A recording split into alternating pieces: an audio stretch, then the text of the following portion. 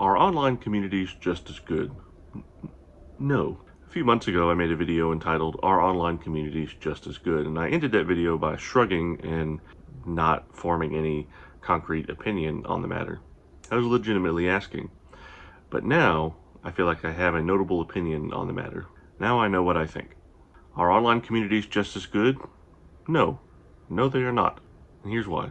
Online communities lack shared stakes. Shared stakes exist when outcomes for one person materially affect another person, creating a network of consequence. This interdependence is the backbone of real community. In a real community, your presence, for better or for worse, is felt. Your presence is tied to real-life accountability. In order to maintain the aspects of self, one must actively participate in community. In a digital community, one's presence is often arbitrary. Digital communities are often predicated on the idea that you can come and go as you please. Conflict can be easily avoided or ignored by simply not being around or setting yourself to do not disturb or away. In this way, there can be no accountability, not in real life. In a real community, you must invest real self, your time, your emotion, your labor, your material into the reality and goodness of that community. Online, you can engage with content, with discussion, with ideas, but you can also disengage at will. Anthropologically, obligation is the glue of human societies. See Marcel Mauss's The Gift. Systems of reciprocity reinforce ideas like loyalty and identity. Online, the absence of real obligation breeds a fragility. You owe no one anything, so you are owed nothing. Community isn't about connection, it's about shared consequences. Online, the stakes aren't real. Without shared stakes, there is no world in common, only parallel simulations. To appear in public, to be seen by other humans, to be seen acting, this is how humans become real to each other. Online spaces offer speech with no shared action. It is disembodied plurality. Speech, talk, divorced from any kind of world-making. Action requires space where real consequences land. Shared stakes equals the spatialization of meaning. The community place is made real by the people in the community, by the actions its members take within it. In real community, your brain encodes other people as dynamic agents, whose actions affect your safety, food, shelter, and emotional regulation. Online, most relationships are processed as informational nodes, resulting in lower neural investment. Lower neural investment means everybody's just participating on a surface level. There are no shared stakes. Most online platforms are specifically designed to remove friction. You can block, mute, or unfollow people, which reduces mutual risk. The use of pseudonyms reduces any long-term identity, so there are no long-term consequences. Culture is not created by simple presence, it is created by rituals. In a culturally defined real community, mutual risk must be an element.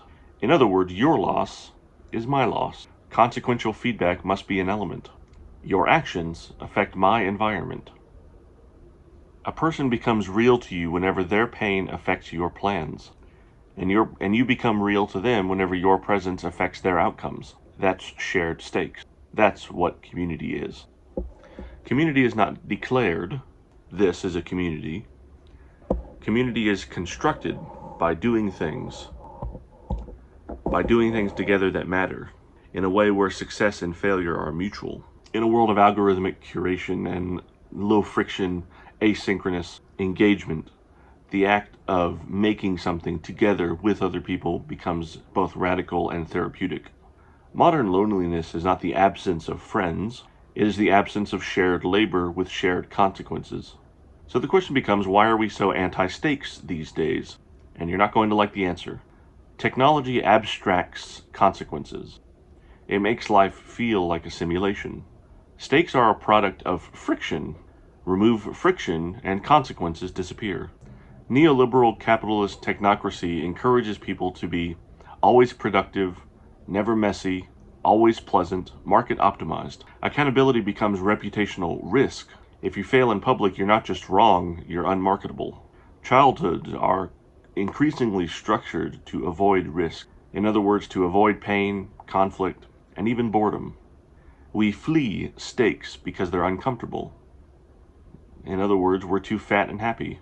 True stakes requires entanglement, shared fate, and it's terrifying. To accept stakes is to say, I will stand by this.